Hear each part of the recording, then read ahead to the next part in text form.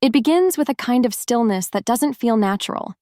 The sky is pale, almost colorless, as though the morning hasn't quite decided to arrive. A soft mist clings to the hills, wrapping the land in quiet secrecy. Down below, the Fraser homestead seems frozen in that strange half-light, the barn casting long, thin shadows across the frost-silvered grass, the split-rail fences holding back the restless breath of early winter. Somewhere, far off, a dog barks. Not an alarm, but an acknowledgement, as if announcing to the land, yes, another day has come. A rooster answers late, his call sharp but unhurried, echoing across the hills. Inside the big house, the air is warm, heavy with the smell of wood smoke and coffee. Claire stands at the counter, hands wrapped around a mug as though it's an anchor to something familiar.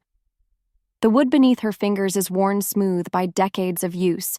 Scratches, dents, and stains, each holding a story she could tell without thinking. She doesn't drink immediately. Instead, she lets the heat seep into her palms, her eyes drifting to the window, to where Jamie is already outside, sleeves rolled to his elbows, the swing of the axe steady and measured.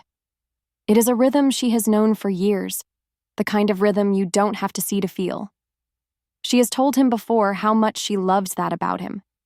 The strength that works without cruelty, the quiet determination that builds more than it breaks. But this morning something is different. Between each swing, there's the smallest pause. Not from weariness, but from awareness. His eyes flick, almost imperceptibly, to the distant road. It's a road that has brought friends, enemies, strangers, and ghosts. Today, it brings the sound of hooves. They come slow, deliberate, not rushing but not wandering either, the measured cadence of someone who knows exactly when they will arrive.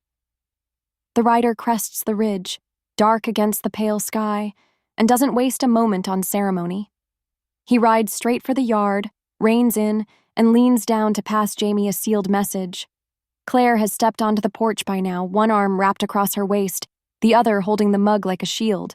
She watches Jamie break the seal. His face hardly changes, the same set jaw, the same calm, but in his eyes a shadow passes, like clouds over the sun. He doesn't say it out loud. He doesn't have to. War isn't coming. War is already here. That night, the house is quieter than usual. Supper is eaten with more glances than words, the fire crackling too loudly in the absence of conversation. Upstairs, in their room, Jamie and Claire sit side by side at the edge of the bed. Their hands are laced together, their eyes fixed on nothing in particular. Some truths pass better in silence. She studies him in the candlelight, this man who has stood against kings and armies, who has fought for his people, his family, for her. She knows that look in his eyes, the one he hides behind the set of his mouth.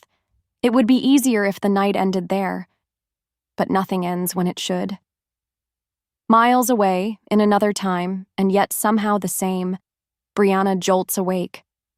The dream lingers in her mind with a clarity that feels wrong, too sharp, too real.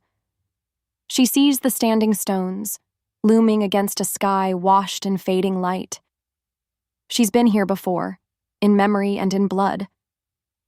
But this time, Mandy is there. Tiny hand pressed to the largest stone, hair tugged by a wind that seems to breathe rather than blow. The air hums, not a sound, but a vibration, deep and low, as though the world itself is holding a note older than language. And in the space between two stones, a shadow stands, watching. Roger listens as she tells him over breakfast. He doesn't interrupt, but the spoon in his hand hovers over the bowl, forgotten. He doesn't tell her that he's heard the hum too, not in dreams, but in waking life. In those moments when the air feels heavier than it should, when the wind stills and the birds stop their song. By midday, they've decided to check the path, an excuse, really, for a choice already made. The forest trail is damp and narrow, lined with skeletal branches that scratch at their sleeves. With each step, the world grows quieter, the light dimmer, the air thickens, and then they're there, The stones stand waiting in their eternal circle. But something is wrong. The light bends strangely here, the shadows fall at unnatural angles. The hum is no longer faint. It is alive, resonating in their bones, making the hair at the back of their necks rise. Far from there, Ian is hunting. Not for game, but for answers. He follows 3 cloaked figures through the forest, their movements sharp and purposeful.